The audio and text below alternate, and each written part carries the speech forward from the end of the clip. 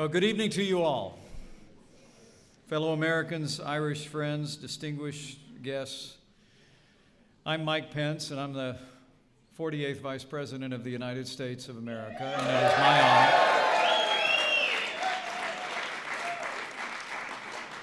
It's my honor, along with my wife, Karen Pence, to welcome you on behalf of the First Family to the White House on this very special occasion.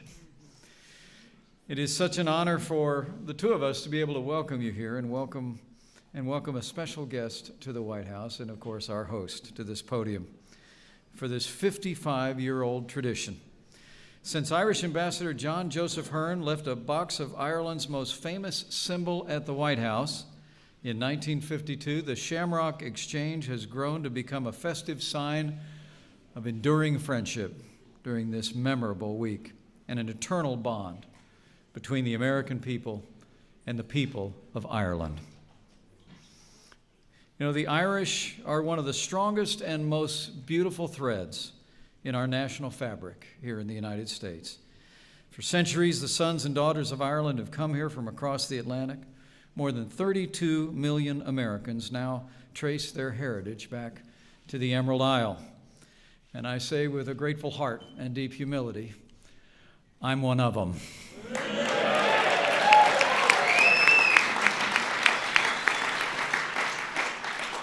My grandfather, Richard Michael Cawley, stepped off a boat onto Ellis Island in 1923. And that's how Michael Richard Pence got to serve in the White House. My grandfather, as the legend of our family says, was told by my great-grandmother that he needed to go to America. She said, "There's a future there for you." He wouldn't see his mother for 25 years, and he often spoke of their separation with a heavy heart. My grandfather came here, like so many generations of Irish Americans did, with a dream, but with character and with work ethic and a determination to build a family, a good name. And so he did. My mother, who is 83 years young, bright red hair and blue eyes, is still with us today, and his memory and her influence continues to define my life. The truth is, my grandfather was very typical for the millions that would come to these shores. He embodied all that was best about the Irish: sturdy work ethic, faith in God, love of family, patriotism. And those are the enduring contributions of people of Irish descent in the history of this country. It's extraordinary to think of the contributions that the Irish have made in every single American conflict since our Revolutionary War. The Irish people have enriched America in incalculable ways, and they always will. And when I speak of those character qualities, I know that they apply to the two people that we have the privilege of introducing tonight. First is our special guest. It's my high honor to invite him to the podium, along with our host. So, ladies and gentlemen, please join me in welcoming the Taoiseach of the Republic of Ireland, Enda Kenny, his wife, Fionnuala, and my friend, the 45th President of the United States of America, Donald Trump.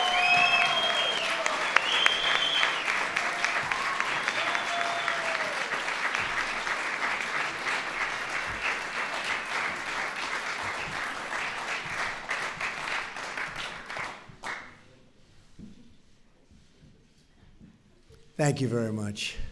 It's a great honor. Taoiseach, Mrs. Kenny, Ambassador Anderson, Dr. Lowe, Vice President Pence, and distinguished guests, we gather here today in the White House to take part in the traditional Shamrock ceremony and to celebrate the strong ties between the United States and a truly great country, Ireland. I also want to extend a special welcome to a group of distinguished local, political, and society leaders, and they are real leaders who are with us from Northern Ireland, great people, including the Mayor of Belfast and the head of Northern Ireland Civil Service. There's a lot of power there. Lord Mayor Kingston and Sir Malcolm McKibben. And it's wonderful to have you. Where are you, folks? Where are you? Where are you? Thank you. Thank you. And they're going to be having a great Open Championship very soon. I know that, right? At a great course. At a great, great course. St. Patrick's Day has become a truly important occasion in the United States, one embraced by Americans of all faiths and of all backgrounds. I've been to many of them, and we love it. The Shamrock Ceremony is a tradition that symbolizes the bond between our two countries. It dates back to 1952, when the Irish ambassador to the United States, John Joseph Hearn, sent a box of shamrocks to a president who did a very good job, Harry S. Truman. Our strong ties go back throughout American history. Irish Americans played a vital role in preserving our union during its hour of greatest need. So true. They played a very, very big role. Many distinguished themselves in the American Civil War with their grit and their bravery and their courage, earning the nickname the Fighting Irish. And I know a lot about the Irish. They fight. They are tough. I know a lot. I know more than I'm ever going to tell you. And when American armed forces joined the fight in Europe during World War II, 75 years ago, our heroic troops first stepped off ships in Belfast Harbor in Northern Ireland. Throughout the centuries, hardworking Irish Americans contributed mightily to America's innovation and to America's prosperity. They often overcame great hardship. It's like the hardship they overcame for us, for our people, is inspiring and really helped a relatively young nation beyond what anyone really understands or knows. So we want to thank you. It's just an amazing history. President John F. Kennedy, in an address to the Irish Parliament, said that it is that quality of the Irish, that remarkable combination of hope, confidence, and imagination that is needed more than ever today. Now, he said that a long time ago, but it's perhaps even more true today. The words of America's first Irish Catholic president ring just as true. We hope, confidence, and I tell you, what we want now is a lot of things, but we need that great Irish confidence. And they are confident people, aren't they, Mike? Huh? And I'll tell you what, we all want it together to grow in the 21st century. And grow we will. As I say, bigger and better and stronger than ever before. We must have the hope to believe in a better future, the confidence to pursue it, and the imagination to figure out how to get there. A new optimism is sweeping across our nation. You see that when you look at the numbers. The optimism is at the highest level in many, many years. And as America gains renewed strength, Ireland will find us to be an ever-faithful partner and an always loyal friend. We will be there for you, and we will be there for you.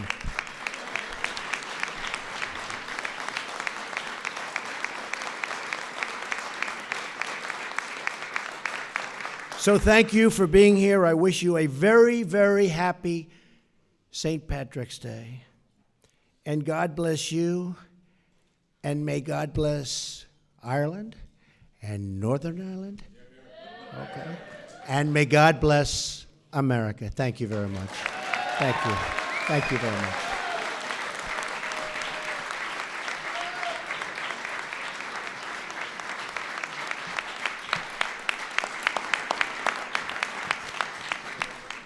Thank you.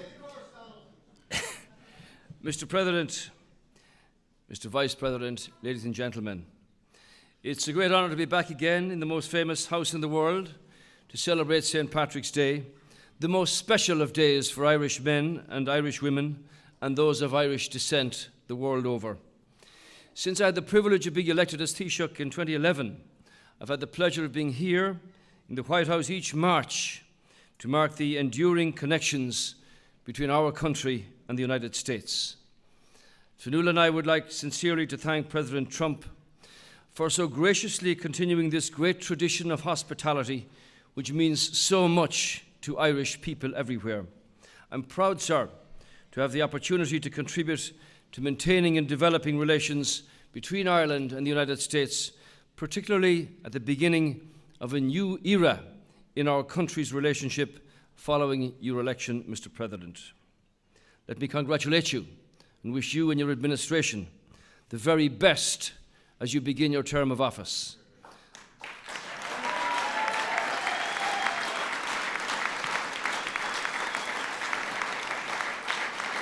This job, the job you hold, is exceptionally demanding and exceptionally difficult. The United States remains the most influential as well as the most powerful country in the world. You hold the hopes and the future of America, and indeed the world, in your hands. So let me thank you for giving so much of your time today to this visit. We had an excellent meeting, a first-class meeting this morning in the Oval Office, not there very often, where we discussed a variety of important issues of mutual concern. And I want to assure you, sir, of our commitment to working closely with you and your administration as you face the many challenges up ahead. The ties that bind our two countries are deep and historic, and Ireland and the United States have a unique relationship that goes back to the earliest days of the original 13 colonies. Irish-born military officers assisted George Washington to win that war of independence. Indeed, they've fought in every war for America since then. And this very house was designed by James Hoban from Kilkenny, modelled in part on Leinster House in Dublin, where the Irish Parliament has met on our own independence since 1922. And it's fitting that we gather here each year to celebrate St. Patrick and his legacy. He too, of course, was an immigrant. And though he is, of course, the patron saint of Ireland for many people around the globe, he's also a symbol of, indeed, the patron of immigrants. Here in America, your great country, 35 million people claim Irish heritage, and the Irish have contributed to the economic, social, political, and cultural life of this great country over the last 200 years. Ireland came to America because deprived of liberty, deprived of opportunity, of safety, of even food itself, the Irish believed. And 4 decades before Lady Liberty lifted her lamp, we were the wretched refuse on the teeming shore. We believed in the shelter of America, in the compassion of America, in the opportunity of America. We came and we became Americans. We lived the words of John F. Kennedy long before he uttered them. We asked not what America could do for us, but what we could do for America, and we still do. We want to give and not to take. We know the Irish have built the bridges and the roads, protected the public as firefighters and police officers. They've cared for the sick in hospitals, entertained as poets, as singers and writers, as politicians, as judges and legislators, and as entrepreneurs. They provided hundreds of thousands of jobs for Americans including most recently in exciting technology companies. Two-way trade in goods is approaching $100 billion a year at the moment. Irish firms employ 100,000 people across 50 states in the US, and we want to build on this for the future. Mr. President, Ireland's a small island on the edge of Europe, a natural bridge between the United States and Europe. And as a committed member of the European Union and a close friend of the United States, we will work hard with you, Mr. President, and with your administration in pursuit of strong and open relations between the United States and the European Union, including strong trade relationships for the mutual benefit of millions of people either side of the Atlantic. I believe that the strong people-to-people links that Ireland and the United States have developed over the generations will help us in this endeavour. And I wish you and the American people every success and happiness in the future. To Irish Americans, coast to coast, I say in these days especially, we hold you in our hearts. And tonight I thank you again for your warm hospitality. Mr. President, Mr. Vice President, may I wish you and your lovely families every good wish and blessing on this very special day. Indeed, I'm reminded in many ways of the dream of another American president, which Ireland will work with you with, when he spoke the words and said, "My dream is of a place at a time where America will once again be seen as the last best hope of earth." Spoken by Abraham Lincoln. Mr. President, Ireland will help you build on that foundation to achieve the ultimate dream. Thank you, sir, and God bless you.